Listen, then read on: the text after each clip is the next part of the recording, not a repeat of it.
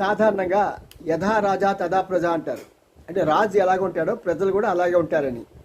కానీ ఇక్కడ మనం చెప్పుకోవాల్సిన విషయం ఏంటంటే తండ్రి ఎలాగ ఉంటాడో కొడుకు కూడా అలాగే ఉంటాడు. ఇంతకీ ఎవరి సంగతి మాట్లాడుతున్నా అంటారా? ఎవరు ఉంటారండి మనకి తెలంగాణలో? కేసీఆర్, కేటీఆర్. మరి కవితని అరెస్ట్ చేయడానికి ఈడీ వాళ్ళు వచ్చినప్పుడు కేటీఆర్ మహా హడావుడి చేశాడండి. పాపం భానుప్రియ మీనా అనే ఆమె వచ్చి సెర్చ్ చేయడానికి వచ్చినప్పుడు ఆమె మీద విపరీతంగా రంకెలేశాడు. నువ్వేంటి, అసలు నీకు అధికారం ఏముంది, అది ఇది ఇది అది అని. ఎందుకంటే అతను ఎప్పుడు కూడా రాజకీయాల్లో ఉన్నంతసేపు కూడా అధికారుల నుంచి అలాగే దుర్భాషలాడుతూ ఉండేవాడు. ఆ నైజంతోనే మాట్లాడాడు. కానీ ఈడీకి ఉన్న పవరు సత్తా సంగతి తెలియక అలా మాట్లాడాడు. ఆ తర్వాత ఆవిడ కూడా ఇతను వెంటనే అరెస్ట్ హిమ్ అనేటప్పటికి నోరు మూసుకొచ్చినాడు. ఇప్పుడు ఢిల్లీ వెళ్ళి ఆవిడ కాలా వేళ పడుతున్నాడు క్షమించమని, లేకుంటే అరెస్ట్ చేస్తాను భయంతో. అలా ఉంటుంది మనకి.